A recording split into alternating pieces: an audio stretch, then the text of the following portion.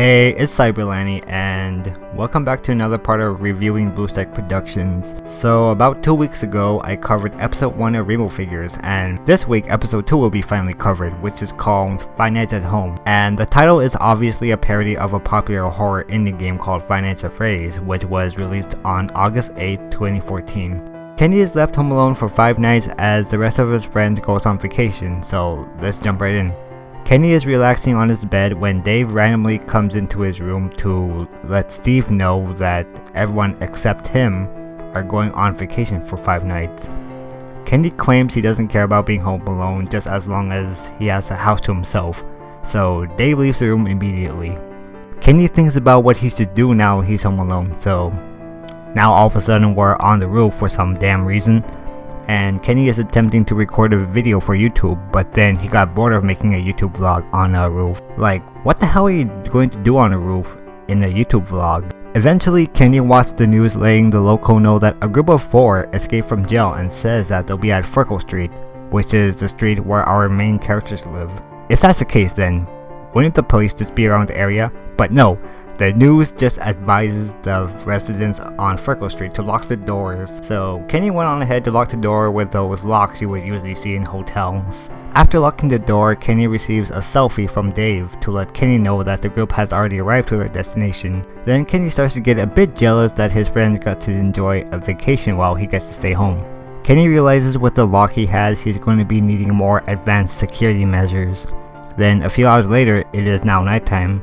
All he got was cameras installed around the house. Later that night, each of the 4 criminals were seen by 4 different cameras at the same time. To which Kenny is watching through the cameras and he grabs a baseball bat to hit someone in the head when they come through that door. The next morning, we see Kenny passed out on the floor and we see a drawing of a penis for some reason. Anyways, turns out Kenny spent so long waiting for someone to go through that door he fell asleep. He then checks out recorded footage from the night before. He sees that a group of 4 criminals are laughing on a camera, so he wonders what they're laughing at. Later in the bathroom, he realizes there's a penis on his cheek when he looks at himself in the mirror. He's clearly confused and wondering who would draw a penis on his face until he realizes the 4 criminals would do such a thing, and now he wants revenge on them.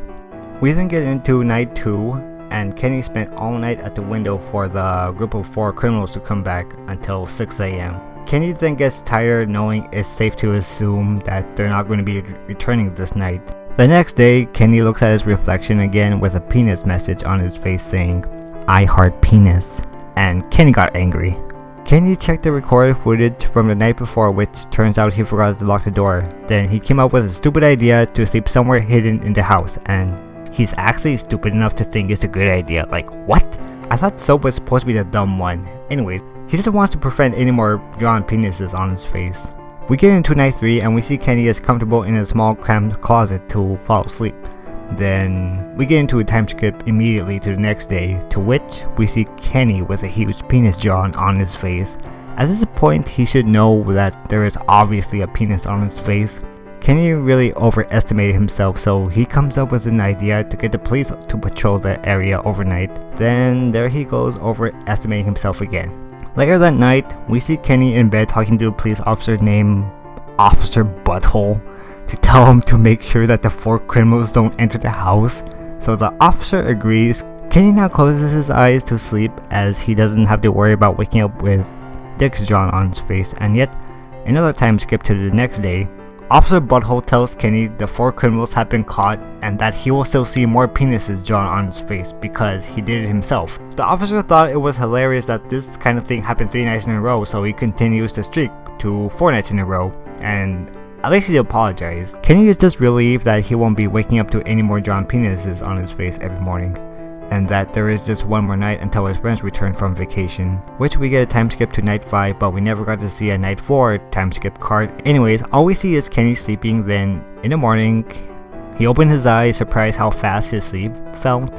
There was a very inappropriate message on his face, and his friends were already home, which made Mason believe that Kenny was being really freaky while they're on vacation. Kenny was not very happy, and it turns out Frankly was the one who was drawing penises on Kenny's face whenever he fell asleep. So that's the end of episode 2, Five Nights at Home from Rainbow Figures. It was released on April 13th, 2020. The Wingdings message translates to prankly fucking guy. He's so funny. Okay, damn, calm down me from 4 years ago. And this episode's RF question asks us, what would you do if you got into a situation like Kenny did?